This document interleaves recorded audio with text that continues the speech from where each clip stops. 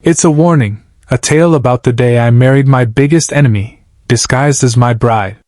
Before I start this story, hit that subscribe button, because what you're about to hear isn't a romance.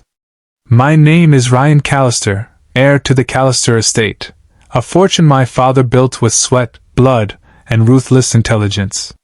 When he died, his will left me with everything, the mansion, the company, and the legacy. But there was one catch. Ryan will inherit the full estate only upon marriage. At first I laughed. Marriage? For money? That was the last thing I wanted. But pressure from the board, the estate lawyers, and the eyes of society forced me to do something I never imagined: look for a wife. And then Isabella Moore appeared. She was beauty wrapped in silk, graceful, educated, and heartbreakingly perfect. We met at a charity event, and within minutes she had every man's attention, including mine. Her soft voice, the way she tilted her head when she laughed, she looked like she belonged in my world.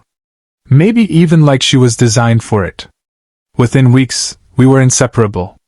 She seemed to know what I liked, my favorite scotch, my late-night work habits, even my childhood stories. Looking back now, I realized she'd studied me long before we ever met. Our wedding was the talk of London. The media called her the fairy tale bride. But that fairy tale ended the moment we said, "I do." It started with whispers, the late-night calls, the strange names in her messages, and the sudden interest in my lawyer's schedule. I ignored it at first. I wanted to believe she loved me. But one night, fate forced me to face the truth. Because 2 months later, I discovered that my beautiful bride had married me for my inheritance. It was past midnight. She was on the balcony, talking softly on the phone.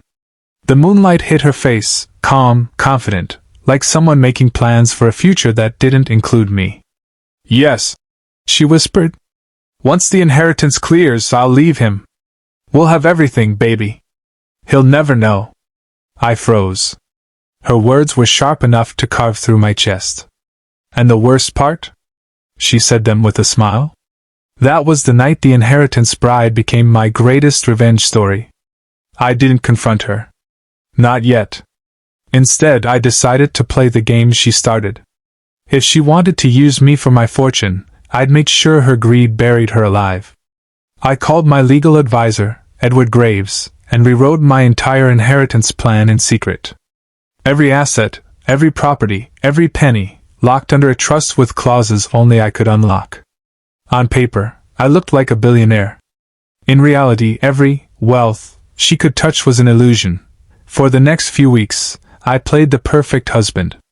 Breakfast in bed, long drives, romantic gestures, everything she wanted. And she fell for it completely. "You're the best thing that's ever happened to me, Ryan," she'd say. I'd smile. I know. But inside, I was already building her downfall, brick by brick. One night, she came to me, pretending to be shy. "Ryan," she said softly, "your lawyer called about your inheritance release. That's good news, right?" "It is," I replied.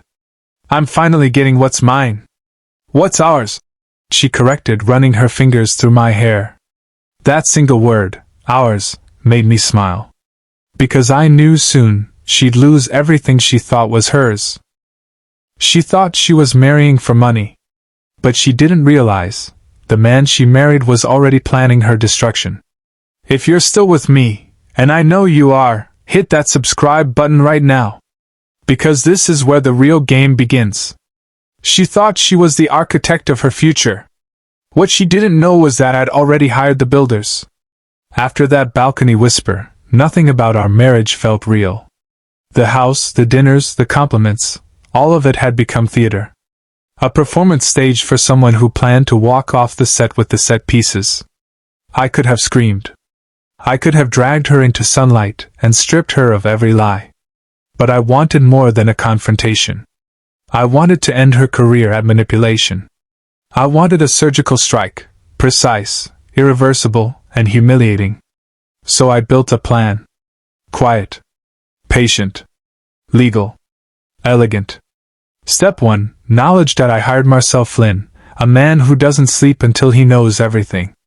Marcel ran a discreet investigations firm and had an aversion to loose ends. He shadowed her calls for 2 weeks.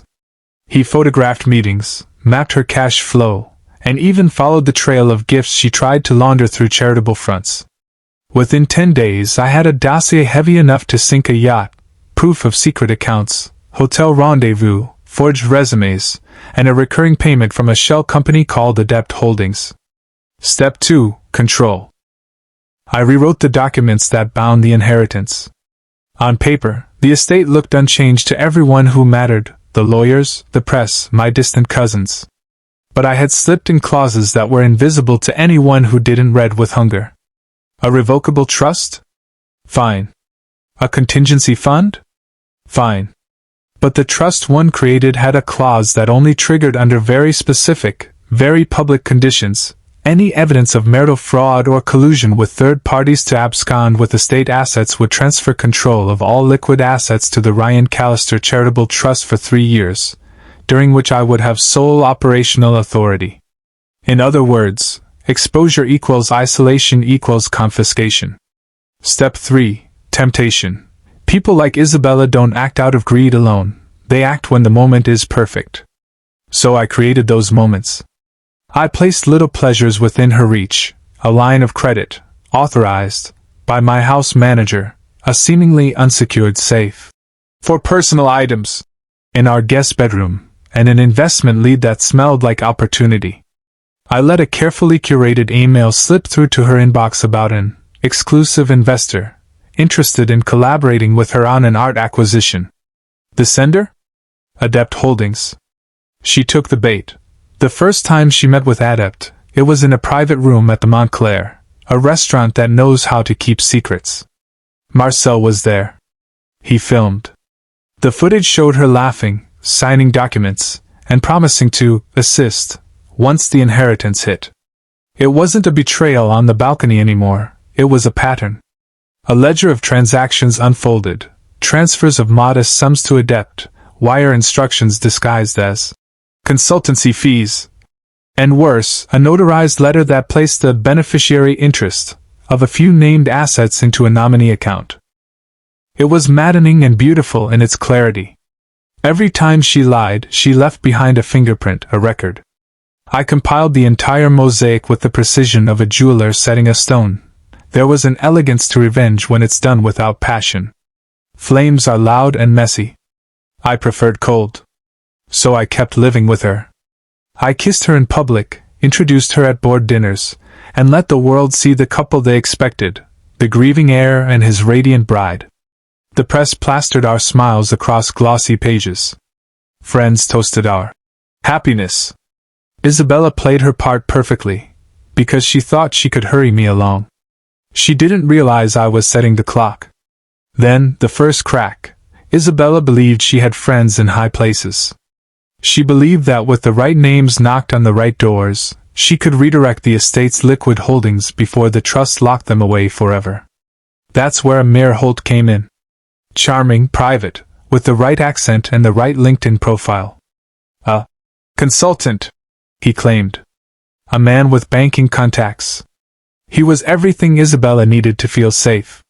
Marcel's camera captured them at a discreet cafe by the river, body language intimate, laughter conspiratorial. Then, more damningly, a recorded phone call where Amir said casually, "As soon as the papers hit, we move the funds through Malta and Cyprus." No trace. She smiled at the sound of that plan. She imagined beaches, new names, a life cleansed of ties and expectations. Here's where I turned the screw. I let the transfers begin. I watched as she moved small amounts from the joint fund into an account she thought was secure. Only, those accounts were paper animals. The money she saw on her banking app? Virtual placeholders. I'd set up a mirrored account system controlled by my advisors. The transfers appeared real to anyone who hadn't got their fingers in the back end. The security was intentionally porous, enough to entice, not enough to let the prize escape. Then I fed a rumor into the right ears, that Adept Holdings and Amir Holt were in danger of being exposed for fraud. I did this through friendly channels, an off-the-record note to a financial journalist, a whisper to a hedge fund manager, an anonymous tip to a compliance officer at a bank. The rumor bled into reality. Amir, predictably, panicked. He sent Isabella a raw message. "We need to move faster. There's noise," she replied. "I have Ryan's accounts. We can." And that's all the evidence any court would need to prove intent. While all this was unfolding, I made another move: public posture. A charitable gala was approaching, the same society event where I'd met Isabella. The gala would be full of cameras, donors, board members, and one single brilliant danger: witnesses. I rehearsed my speech until it sounded like casual charity, and lethal like a surgeon's blade. The gala would be the stage where I showed the world how loyalty and deceit diverge. But before the curtain rose, I had to nail one more detail, a motive that couldn't be easily dismissed. For a man like myself, motives are tools. I began to leak, carefully, stories about how my father's last months had been lonely, how he had fretted about a young man without a solid partner at the helm. The narrative framed me as a man who loved family legacy, not as a husband drawn to wealth. The contrast made the betrayal sharper. Isabella would look less like a scorned lover and more like a calculated opportunist. People respond to stories. I told a better one. Then came the evening that finally clicked the gears. She invited Amir to the estate under the pretense of planning a future. They met in the library, near the portrait of my father. Marcel was on the roof, his lens focused like a hawk. I listened behind the study door and watched through a small surveillance feed. The air tasted like vinegar, sweet and sour and corrosive. Amir slipped a small flash drive into her palm. "This has the routing for the Malta accounts. Once you have access, you'll run it. No paper trail." She smiled and whispered, "When he sleeps, I take everything." At that moment, something cold and clean clicked inside me. I pressed the record button on my phone and waited. I let them believe they were unseen. I let them believe they were about to win. Because there was one more thing I hadn't told Isabella. I kept one part of the estate truly unassailable. The majority of assets, the company's shares, the capitals, were already being managed under trustees who report to regulatory bodies in 3 countries. Those assets could not be legally transferred overnight. What she was aiming for was the liquid portion, the cash, the immediate spending money. I could make her take that cash. I could make her expose herself in public transactions. And if she did that, every compliance officer and every bank would be obliged to investigate. The night before the gala, I set the final bait. I authorized the transfer, a release, of a modest but flattering sum to what appeared to be her personal account. The notification pinged her phone. It glowed like a prize. She texted Amir.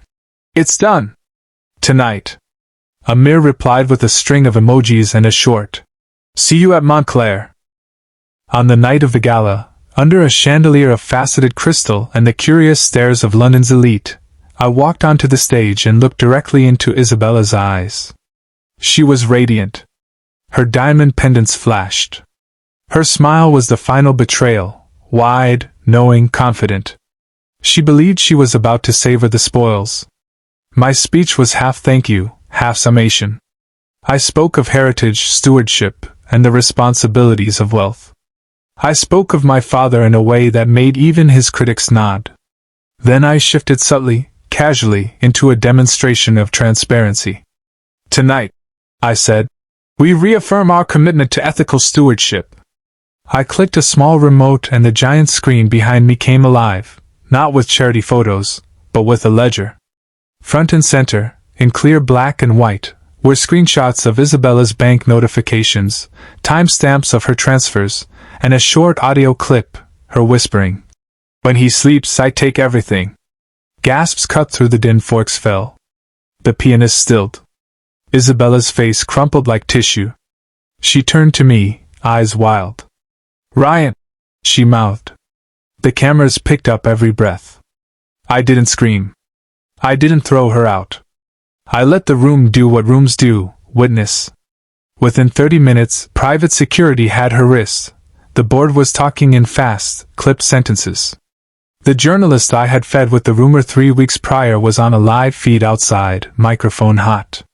Social media began its slow, then furious, unraveling. Isabella fled the gala that night like a woman plucked from the safety of a stage and dropped into an alley. Amir vanished. Adept's domain names were flagged. By morning, bank compliance officers had frozen the suspect accounts pending investigation. The headlines were quieter than I would have liked. Trust heir's wife under scrutiny. But the people who mattered to me understood. She called me the next day, voice thin. "Ryan, you don't have to ruin me," she begged, and for a moment the man I once was felt old shame. But it washed through me, unsticky. This wasn't ruin. This was correction. This was accountability. I told her one thing. "You married a house of glass. Don't be shocked when you see the cracks." She wept. Not because she loved me, though perhaps a corner of her did, but because her plan had failed. Not on the balcony, not in a hotel, but in the arithmetic of law and exposure. That is the most humbling fall, not from passion, but from perfectly executed prudence. The weeks that followed were an orchestra of small victories. The trustee board validated the clauses I'd installed. Auditors traced the Mirage accounts to Adept Holdings and flagged suspicious routing. Amir was identified using a passport with red flags. He disappeared before law enforcement could catch him, leaving Isabella to face the music alone. And she did. Slowly, painfully, publicly. Friends slipped away. Donors rescinded pledges. The social feeders who once flocked to our events posted neutral statements about respecting privacy. Lawyers sent terse letters. Her name began to mean something different on cocktail party lips. Opportunist. I could end the story here and say justice had a face, but I won't. Because revenge is rarely a single act. It is a sequence, a series of doors closed one by one until the person inside understands the architecture of their failure. Isabella still had a last card to play, a final attempt to salvage her position by going to the press with a sob story about a controlling husband. She thought pity would save her. She was wrong. The world had seen the ledger. The evidence sat in secure hands. And the man I had been before the balcony whisper, the one who would have fought with fire, had been replaced by a man who builds slow and silent traps. Studio microphone. She learned that you can't inherit a life that isn't yours. And I learned that sometimes the most elegant revenge is the one that quietly removes your target's options, step by merciless step. She thought exposure would free her. But exposure is not the end, it's the beginning of undoing. In part 3, I will show how a life built on lies unravels completely. The press will come, the trust will act, and she will have only choices I predicted. That's where I checkmate the inheritance bride. When I exposed Isabella at the gala, the world saw the surface, a cheating wife, a betrayed husband, a crumbling fortune. But beneath the headlines, there was something far darker. I didn't want her in jail. I wanted her to live with the weight of everything she destroyed. 4 days after the gala, she tried to call me, dozens of times. I never answered. My lawyer handled everything, annulment, asset freezes, reputation cleanup. Every time she tried to move a finger, the law moved faster. The life she'd built on lies vanished piece by piece, like sand slipping through glass. Then came the day she showed up at my office, pale, trembling, stripped of her diamonds. "Ryan, please. I've lost everything." I looked at her, and for a moment I almost saw the woman I thought I'd loved. Almost. "No, Isabella," I said softly. "You lost the game you started." She cried, saying she never meant for it to go that far, that Amir pushed her. But lies sound small when the truth has already been recorded. I handed her a folder, everything she signed, every whisper, every betrayal. "Keep it," I told her. "That's your real inheritance." She left without another word. Months passed. The tabloids found new scandals to feed on. The trust my father left finally settled, not to Isabella, not even to me, but to a foundation that helps orphaned children. Exactly what my father would have wanted. People praised me for handling it with grace. But they didn't see the nights I spent replaying her laughter in my mind, wondering if any of it had been real. The answer came one afternoon when I found a letter in the mail. No return address, just my name. Inside was a small note written in Isabella's handwriting. You were right. I played the game. But you were better. No apology. No anger. Just acceptance. For the first time, I smiled, not out of pride, but peace. Because revenge isn't about destruction. It's about balance. Now, when I walk through that empty estate, I hear echoes of what used to be, laughter, promises, illusions. But I also hear something else, freedom. She came into my life to steal my inheritance. But in the end, she inherited nothing, except the memory of a man who refused to break. And me? I inherited silence. The most expensive kind of peace. Studio microphone. So if you ever meet someone who plays games with your trust, don't shout, don't fight. Just let them play, while you write the rules.